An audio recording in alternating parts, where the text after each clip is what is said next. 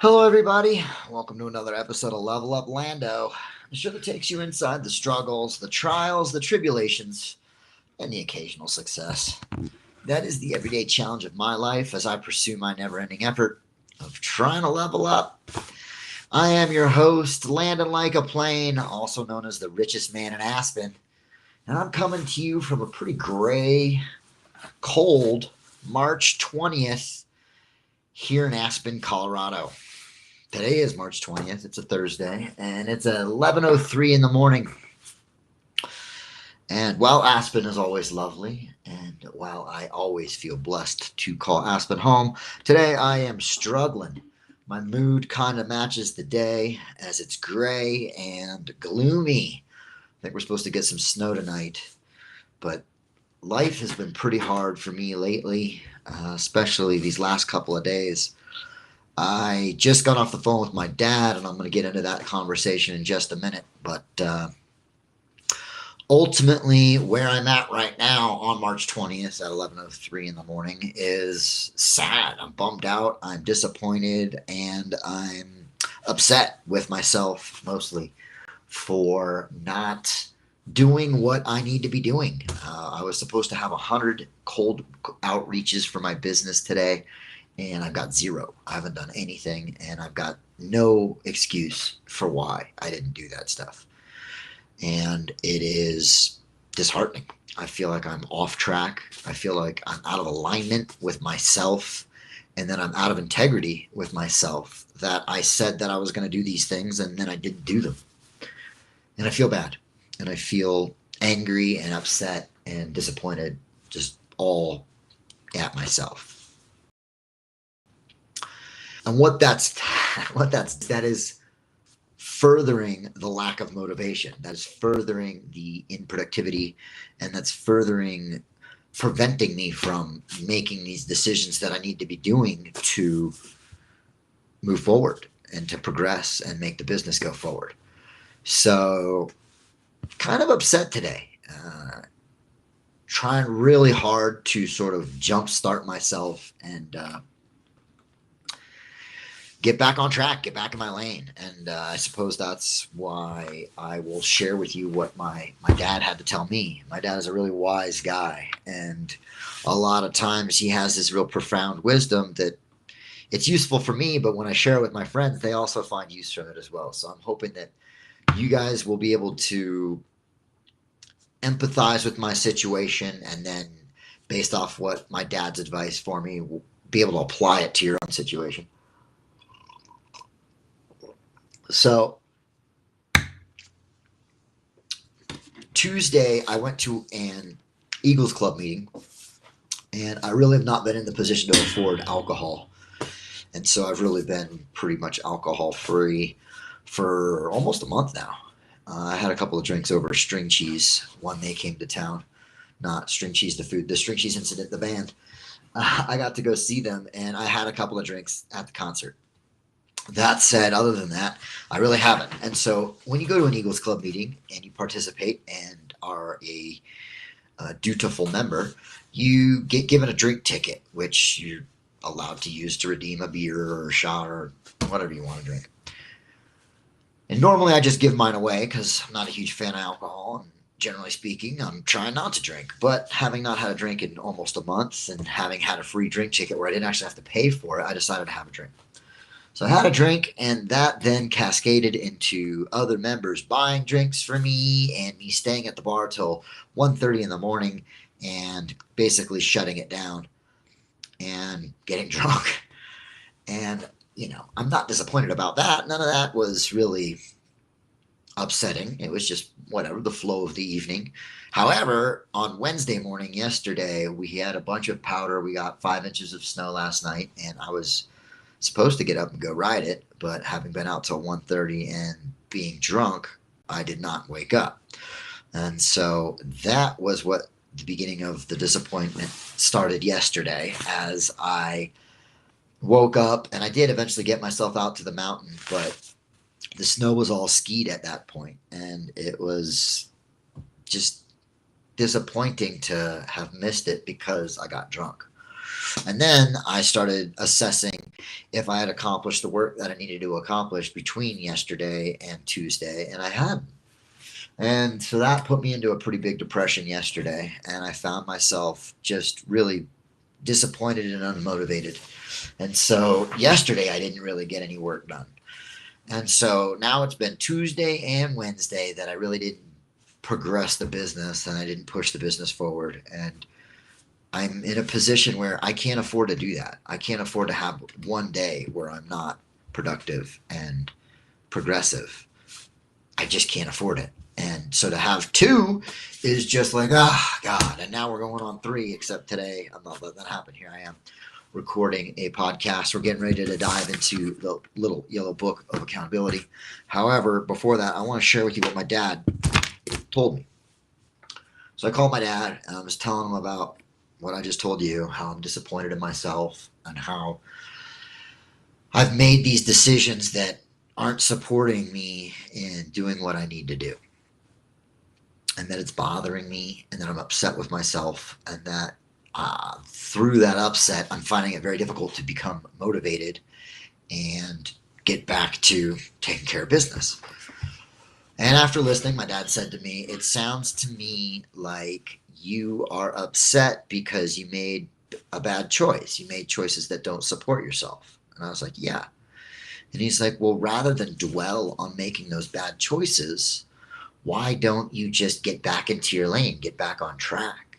Like you're spending this time and this energy and this emotion focusing on the fact that you didn't make these good choices rather than just getting back into your lane." He's like, when you're driving in your car, if you accidentally swerve and you go out of your lane a little bit, you don't have to call your therapist and try to figure out why you swerved out of your lane. You just correct. You just get back into your lane and keep going.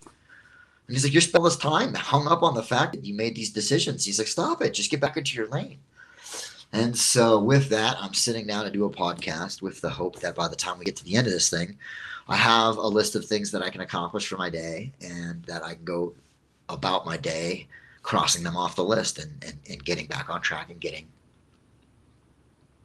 into my lane and being productive again. So that's what's going on with me, more or less emotionally, is that I'm beating myself up and I'm upset with myself. And I'm doing what I can to get back into my lane and stop dwelling on that.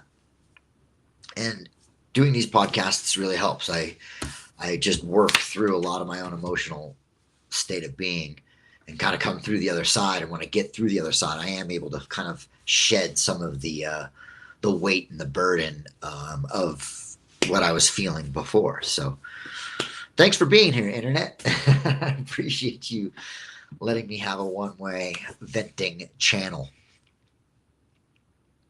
I've been reading this book, Power versus Force, and there's a lot of really great stuff in there. But the thing that I read most recently, I wrote down on this little index card here, which is, if you can't read that, says, "Victory over yourself brings joy." And I actually have a whole wall of things here that I have sitting right in front of my desk that says stuff. And that one right there says, "Avoidance causes suffering." And the reason that I have that up there is because that, for me, is the truth. Avoidance does cause suffering. And the fact that I did not do what I needed to do, I avoided, is why I am suffering.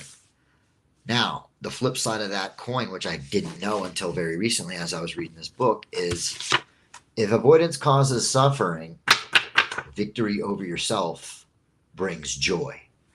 So despite being upset, despite being unmotivated, despite being off track, victory over yourself is what brings joy. So I've got to find a way to, even in an unmotivated state, get shit done.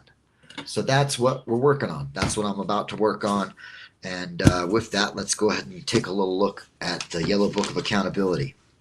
Now, the truth is that as I kind of psychoanalyzed myself and my situation, I had determined that I actually did do a little bit of work. On Tuesday, I submitted my taxes for both my W-2s and my business. And it's the business part that I'm concerned about because I'm not an accountant and I've been doing everything I can to track my business expenses. I created a business bank account and I spend anything that's related to my business out of there. And then I also spend things that are personal, but I try to figure out a way to tie them into the business. And so there's a bunch of stuff in there that is like what I would normally think to be a personal expense, but my accountant was like, put it in your business. And then if it is a personal expense, we'll just take it out. So I sent them all that stuff. And then I went to I had a Toastmasters meeting and an Eagles Club meeting. And I went to both those meetings and I didn't really feel like I'd done any work. But the truth was, I submitted my taxes, which was a big deal. So I got my taxes in. And then yesterday, I got a call from my accountant, and he's like, this is all wrong. Like, you need to fix this. You need to correct for all those personal things. Otherwise, you're just like, you're going to end up paying taxes on these things, and you don't want to pay taxes on them. So today, I have to go back through and fix my taxes. So we can start there. 3/20/25. Got to fix the taxes. What else do I got to do? I'd like to write. I've got some blog posts I'd like to write. And then what else? I've got to edit.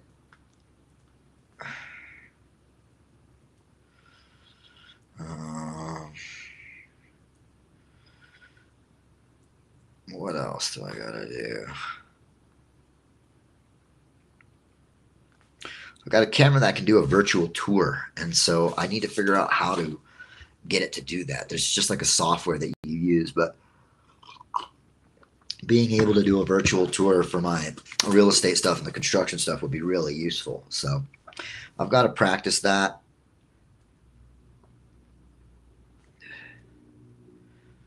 And see if we can't get the software to do it. I've got to pay my bills. I've got like a parking thing that I got to pay, and like a toll road thing I got to pay, and then I've got like a $3 hospital bill, which I had one of those before and I didn't pay it, and they sent me to collections for it. It's like $3, so try to pay that off. Hospital and toll road. All right, what else? I've got to get the template for my cold calls done.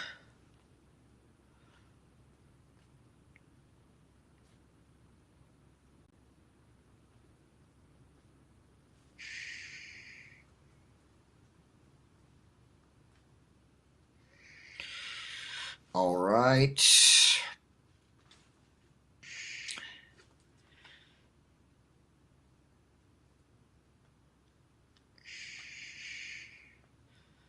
So I've been working on making a new website, and I'm almost done with it, which is pretty exciting. I've been trying to make it so that it's vertical instead of like when you look at it on a computer, and you're gonna look at it on your phone instead. So I've shifted everything from being horizontal to vertical, which we'll see how that goes.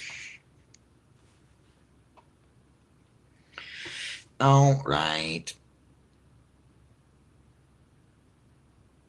So that's a decent amount.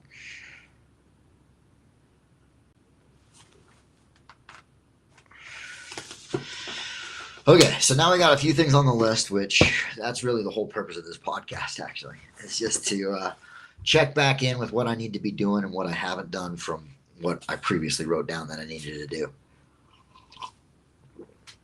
There is also a secondary part of this podcast and purpose, which is particularly when I'm in a place that I'm in right now, which actually I can already feel. How long has it been? What does that say? Like 14 minutes. So in 14 minutes, I can feel lighter. I feel less stressed. I feel more motivated, and I feel more back on track. Just writing that stuff down right there, just like I did. Now I have a list of things that I'm going to try to accomplish today, and if I get them done or not, just creating the list is really beneficial to me. You know what? I'm going to put a couple more things on the list. So my dad got me this. big ass fucking organizational thing. It's called a Franklin Covey, I don't know, journal calendar, Franklin Covey calendar, and it's got like all the stuff you're supposed to do today, and it's just like it's like an organizer. So I do want to start using that. So let's put that on the list.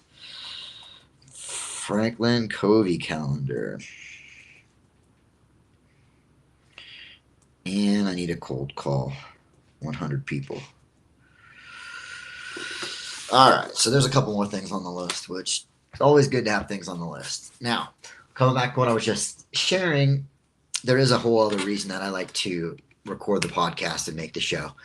And a big part of that is making myself feel better, helping to reframe my mentality and reframe my emotional state of being by nothing changes. That's what I love about this, is that nothing about my reality is actually different except how I'm choosing to see it. And that is everything. How you're choosing to see it is the difference. It's where your life is either a comedy or a tragedy. And so, and it's both. It's whichever one you want it to be. And so, if my life was a tragedy at the start of this podcast, it's slowly becoming more of a comedy as we approach the end of it.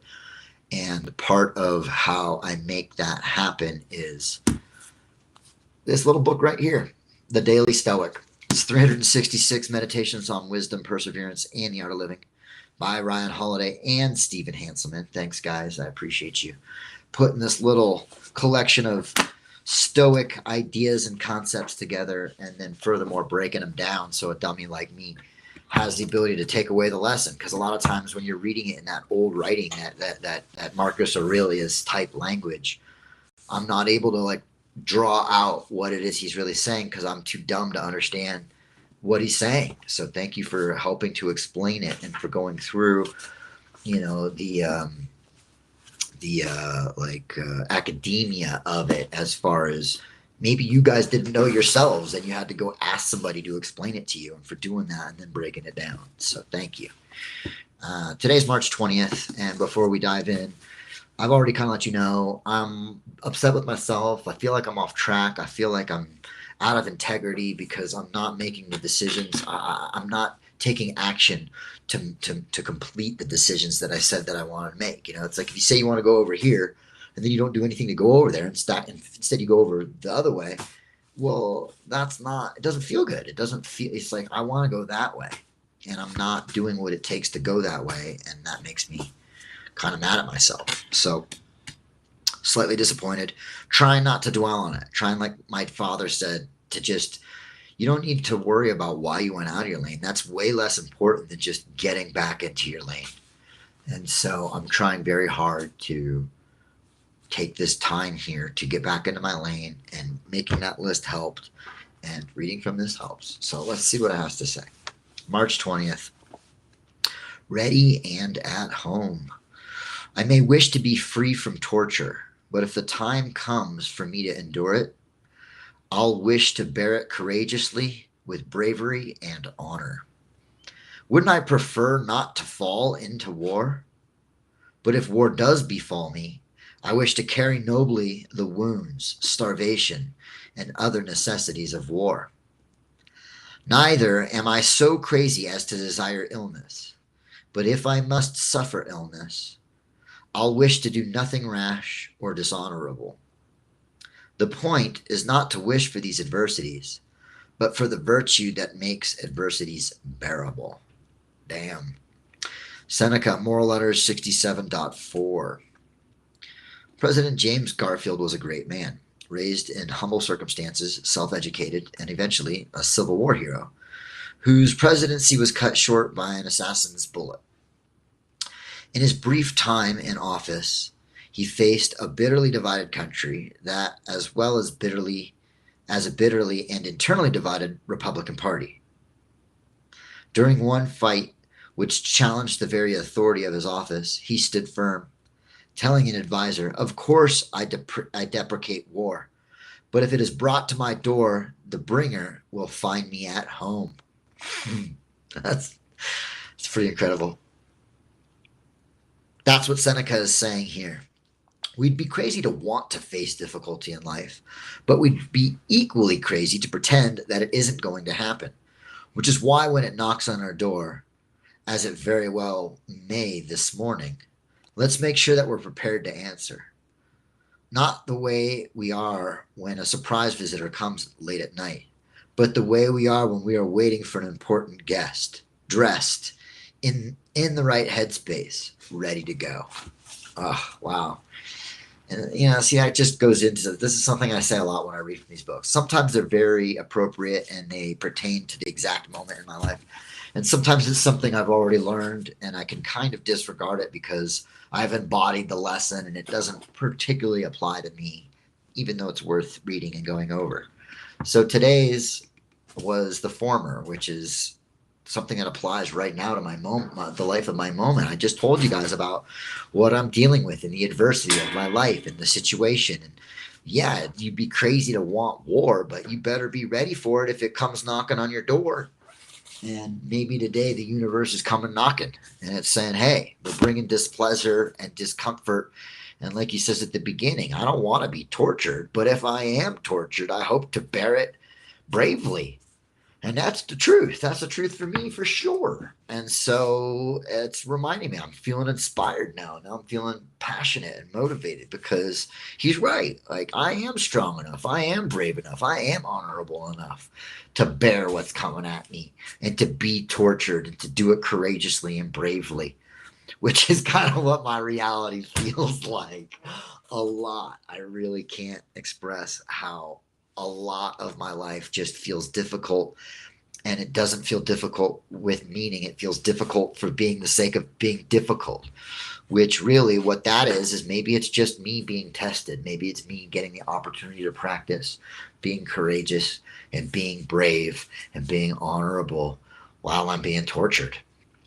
And thinking about it from that point of view is inspiring. It is motivating. It does kind of light a fire underneath me and make me realize that I'm strong enough to carry this load and that I'm strong enough to bear the weight of the world. And that if you want to put that on my shoulders, you want to bring that war to my doorstep, I'm at home. I'm ready. I like that a lot, actually. And now I'm feeling kind of fired up. So I think that I'm going to try to maybe start trying to wrap this show up with the idea of getting to work and getting some business done. I'm pretty stoked at that. Let's read that one more time. Just that little quote there. What does he say? He says,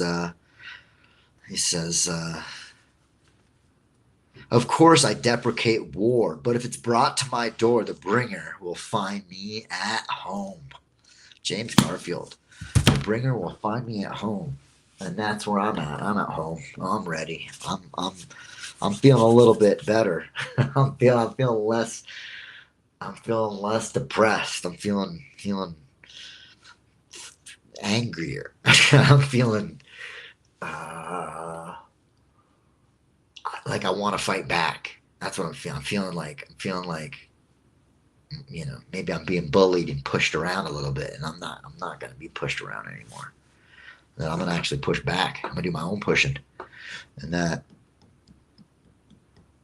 what that looks like is not aggressive, and what that looks like is not violent, but what it looks like is me subverting the negative and doing what I know to do, which brings you victory over yourself. And victory over yourself brings you joy. And I like joy. I like to feel good. I like to be happy. And while maybe that's not the point of life, it sure is a nice part of it. And I believe that I'm worthy of it. And if I can do what it takes to make that happen in my life, then I should be able to sit back and enjoy it. And so that's where we're at for the day. I've got to get back to doing what it takes to overcome myself, which brings joy.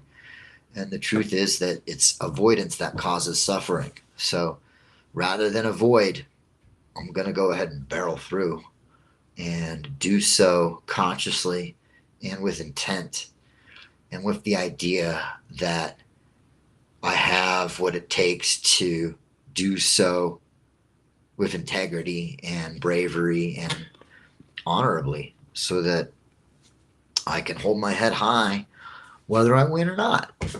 And that's how I like to live my life, because a lot of times I lose. And a lot of times when I lose, I'm still very proud of myself because I did it with integrity and I did it honorably, and I can hold my head high. And losing isn't the point, it's the journey, it's the experience, it's fighting the fight. And sometimes you lose the fight, and that's okay, so long as you did so in a way that you left it all out there and you can feel good about the effort that you put in. And that's part of why I was feeling so bad before. It's like I know what I have to do. I know the effort that I have to put in. And on Tuesday and Wednesday, I didn't put it in. And like I said, I can't afford not to.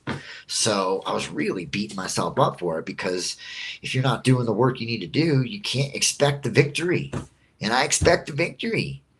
And so I need to be doing the work, and I wasn't.